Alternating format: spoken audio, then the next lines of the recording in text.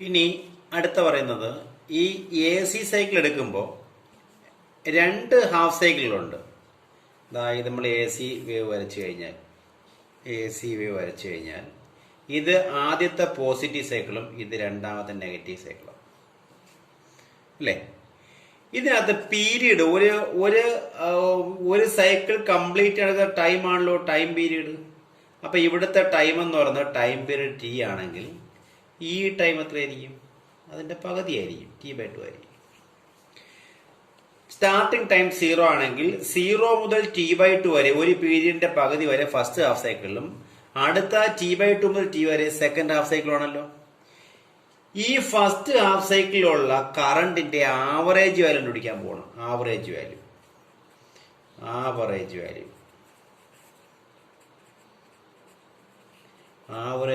Of AC. അപ്പൊ എന്താണ് average value? നമുക്കറിയാം സാധാരണ ആവറേജ് എന്ന് പറയുമ്പോൾ എല്ലാം കൂടെ കൂട്ടിയിട്ട് നമ്പർ കൊണ്ട് ഡിവൈഡ് ചെയ്യുക എന്നുള്ളതാണ് ആവറേജ്. പക്ഷേ നമ്മൾ എടുക്കുന്ന കറണ്ട് ഈ സൈക്കിളിലെ ഫസ്റ്റ് ഹാഫ് സൈക്കിളിലെ ഫസ്റ്റ് പോസിറ്റീവ് ഹാഫ് സൈക്കിളിലെ കറണ്ടാണ് എടുക്കാൻ പോകുന്നത്. അപ്പൊ ഇവിടം മുതൽ ഇവിടം വരെ എത്ര കറണ്ട് ഉണ്ടെന്ന് ചോദിച്ചാൽ എത്ര കറണ്ട് ഉണ്ട്? ഒരു ഇൻസ്റ്റന്റിലെ കറണ്ടാണ് നിങ്ങൾ എന്ത് പറയുന്നത്? I0 sin ωt എന്ന് പറയുന്നത്. ഒരു ഇൻസ്റ്റന്റിലെ കറണ്ടാണ് I0 sin ωt എന്ന് വെച്ചാൽ ഈ ഇൻസ്റ്റന്റിലെ, അതായത് ωt ഫേസ് ആണല്ലോ, ഈ ωt ഈ ആംഗിളിലെ കറണ്ടാണ് ഈ വാല്യൂ. അടുത്ത ωt ആംഗിളിലെ കറണ്ടാണ് അടുത്ത വാല്യൂ, അടുത്ത ωtയിലെ കറണ്ടാണ് അടുത്ത വാല്യൂ. അങ്ങനെ പോയി കുറേ കറണ്ടുകളുണ്ട്. ഈ കറണ്ടുകളുടെ എല്ലാം ടോട്ടൽ വാല്യൂ കണ്ടുപിടിക്കാൻ എന്ത് ചെയ്യും? ഒരു ഇൻസ്റ്റന്റിലെ വാല്യൂ എടുത്തിട്ട് അതിനെ ഇന്റഗ്രേറ്റ് ചെയ്ത് കഴിഞ്ഞാൽ ടോട്ടൽ ആയില്ലേ? എവിടം പോലെ എവിടം വരെ? 0 ആണ് സ്റ്റാർട്ടിംഗ് ടൈം, T/2 ആണ് എൻഡിങ് ടൈം. ഫസ്റ്റ് ഹാഫ് സൈക്കിളിന്റെ എൻഡിങ് ടൈം എന്നത് T/2 ആണ്.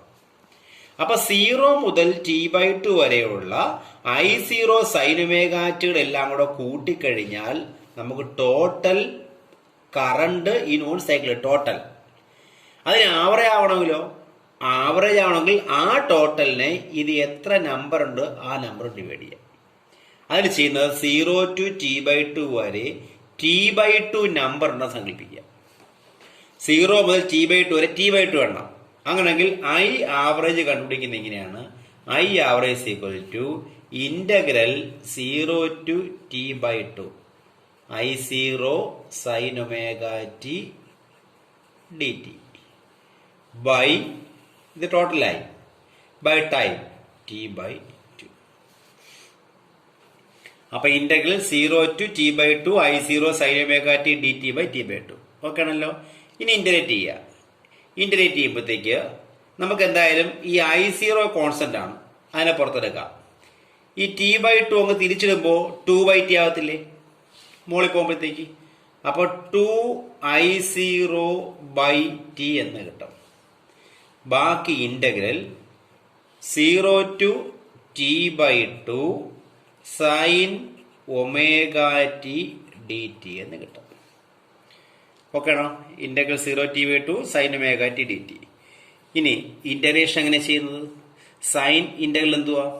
സൈൻ ഇന്റഗ്രല് മൈനസ് കോസ് ആണ്. സൈൻ്റെ ഡെറിവേറ്റീവ് കോസ് ആണ്. സൈൻ്റെ ഇന്റഗ്രല് മൈനസ് കോസ് ωt ആണ്. അപ്പോൾ ഇന്റഗ്രേഷൻ അടുത്ത സ്റ്റെപ്പിലോട്ട് പോകുന്നു. അപ്പൊ I is equal to എഴുതാം. I is equal to 2I0/t into sin ωt integral minus cos ωt തീർന്നില്ല ബൈ ആര്? d/dt of ωt. ഇന്റഗ്രേഷന്റെ പ്രത്യേകതയാണ്. ഇന്റഗ്രേഷൻ പഠിച്ചിട്ടോന്ന് അറിയത്തില്ല. Sine theta minus cos theta എന്ന് എഴുതി കഴിഞ്ഞാൽ ഇന്റഗ്രൽ കോസ് തീറ്റ ആണെങ്കിൽ ഈ തീറ്റയുടെ ഡെറിവേറ്റീവോട് ഡിവൈഡ് ചെയ്യണം. തീറ്റയുടെ ഡെറിവേറ്റീവ് 1 ആയതുകൊണ്ട് വേണ്ട. പക്ഷെ ഇന്റഗ്രൽ സൈൻ കെ തീറ്റ എന്നായിരുന്നെങ്കിൽ integral sine k theta minus cos k theta by ആര്? Derivative of k theta. ഡിഫറൻസിയേഷനിൽ ഇൻറ്റു ഡെറിവേറ്റീവ് ഓഫ് കെ തീറ്റയാണ്. ഇന്റഗ്രേഷനിൽ by integral of k differential of k theta. അപ്പോൾ കെ വരും. അപ്പോൾ ഇവിടെ എങ്ങനെ എഴുതാം? Equal to 2I0/t into limit ഉണ്ടേ 0 to t/2 minus cos omega T by derivative omega T omega limit 0 to t/2. Okay ആണല്ലോ. ഇനി ഒമേഗ എന്ന് പറഞ്ഞാൽ 2π/t അല്ലേ? Omega is equal to 2π/t ആണ്. അത് കോൺസ്റ്റന്റ് ആണ്. അപ്പൊ ഈ ഒമേഗ പുറത്ത് എടുക്കാം. അപ്പൊ ഈക്വൽ ടു 2I0/ഒമേഗ 2π/t ഉണ്ടേ 2π/t എന്ന് വരും. ഇൻറ്റു മൈനസും പുറത്തെടുത്തു. കോസ് ഒമേഗ ടി നമുക്കിങ്ങനെ ഇവിടെ കോസ് 2π/t ഇൻറ്റു ടി എന്നതിൽ കൂടെ limit 0 to t/2. Omega 2π/t കൊടുത്തു. ഇതിനകത്ത് ഒമേഗ കോൺസ്റ്റന്റ് ആണ്. പക്ഷേ ഈ കോസ് ഒമേഗ ടി ഒമേഗ പുറത്തെടുക്കാൻ പറ്റത്തില്ല. ഈ ഒമേഗ പുറത്തു കൊടുത്തു. അപ്പൊ ഈ ടി അങ്ങ് മോളിൽ പോയി ടി ക്യാൻസൽ ആയിപ്പോയി 2 ക്യാൻസൽ ആയിപ്പോയി. ഇല്ല, മനസ്സിലായില്ല.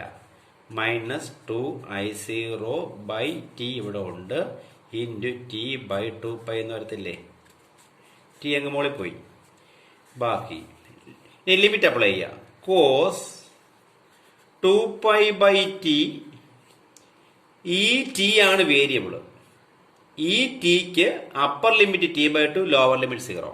അപ്പൊ into t/2 minus cos 2π/t into ടിക്ക് 0 കൊടുക്കുക. അപ്പൊ ഇത് കോസ് 0 ആയി. ഓക്കെ. അപ്പൊ ഈക്വൽ ടു എത്ര വരും? ടി ക്യാൻസൽ ആയിപ്പോയി, 2 ക്യാൻസൽ ആയിപ്പോയി. മൈനസ് I0/π എന്നുണ്ടോ? I0/π ഇൻറ്റു ടി ക്യാൻസൽ ആയിപ്പോയി, 2 ക്യാൻസൽ ആയിപ്പോയി. ബാക്കി എത്ര? Cos pi minus cos 0. Cos pi എത്രയാ? Cos pi -1, cos 0 1. അപ്പോൾ equal to minus I0/π into -1 -1 -2 minus plus 2I0/π എന്ന് കിട്ടും. ഇതാണ് I ആവറേജ് എലോ ഫസ്റ്റ് ഹാഫ് സൈക്കിൾ. ഓക്കെയാ? അപ്പൊ ആദ്യത്തെ ഹാഫ് സൈക്കിളിലെ കറണ്ട് ആവറേജ് 2I0/π ആണ്. ഇനി രണ്ടാമത്തെ ഹാഫ് സൈക്കിൾ എടുത്താലോ? സെക്കൻഡ് ഹാഫ് സൈക്കിൾ ആകുമ്പോൾ എങ്ങനെ ചെയ്യും? സെക്കൻഡ് ഹാഫ് സൈക്കിൾ ആകുമ്പോൾ ചെയ്യുന്ന എത്രയേ ഉള്ളൂ? I ആവറേജിലെ കണ്ടുപിടിക്കേണ്ടത്. രണ്ടാമത്തെ ഹാഫ് സൈക്കിൾ ആകുമ്പോഴത്തേക്ക് തുടങ്ങുന്ന എവിടെയാണ്, അവസാനിക്കുന്ന എവിടെയാണ്? ഇതാണ് സ്റ്റാർട്ടിങ്. ഇത് t/2, ഇത് t. അപ്പൊ ലിമിറ്റ് എവിടെ മുതൽ ഇടം വരെ? ഇന്റഗ്രൽ t/2 മുതൽ t വരെ. t/2 to t. I0 sine omega ടികൾ എല്ലാം കൂടെ കൂട്ടുക ബൈ t/2 എടുക്കുക. ഇതേ സ്റ്റെപ്പിൽ നിങ്ങൾ ഇന്റഗ്രേറ്റ് ചെയ്ത് പോവുക. ഇന്റഗ്രേറ്റ് ചെയ്ത് പോകുമ്പോൾ കിട്ടുന്ന ആൻസർ ഇങ്ങനെ കിട്ടും. -2I0/π എന്ന് കിട്ടും. ഇതൊരു ഹോംവർക്ക് ആയിട്ട് നിങ്ങൾ ചെയ്ത് നോക്കുക. -2I0/π എന്ന് കിട്ടും. അപ്പൊ ആദ്യത്തെ ഹാഫ് സൈക്കിളിലെ ആവറേജ് കറണ്ട് 2I0/πയും രണ്ടാമത്തെ നെഗറ്റീവ് സൈക്കിളിലെ കറണ്ട് -2I0/π ആണെങ്കിൽ ഒരു ഫുൾ സൈക്കിൾ എടുത്താലോ? ഒരു full cycle average value of AC over A full cycle എന്ന് പറയുന്നത് എന്തായിരിക്കും? 0 ആയിരിക്കും. അതെങ്ങനെ ഇന്റഗ്രേറ്റ് ചെയ്യും? 0 മുതൽ t വരെ കൊടുത്താൽ മതി. 0 to t ഇന്റഗ്രേറ്റ് നോക്കിയാൽ മതി. ടോട്ടൽ ബൈ t എടുത്ത് നോക്കുക. ഇന്റഗ്രേറ്റ് ചെയ്ത് കഴിഞ്ഞാൽ നിങ്ങൾക്ക് കിട്ടുന്ന ആൻസർ 0 ആയിരിക്കും. അപ്പൊ ഫസ്റ്റ് ഹാഫ് സൈക്കിളിൽ 2I0/π, സെക്കൻഡ് ഹാഫ് സൈക്കിളിൽ -2I0/π, രണ്ടോ കൂട്ടുമ്പോഴത്തേക്ക് ഫുൾ സൈക്കിളായി. ഫുൾ സൈക്കിൾ ആകുമ്പോൾ എത്ര? 0.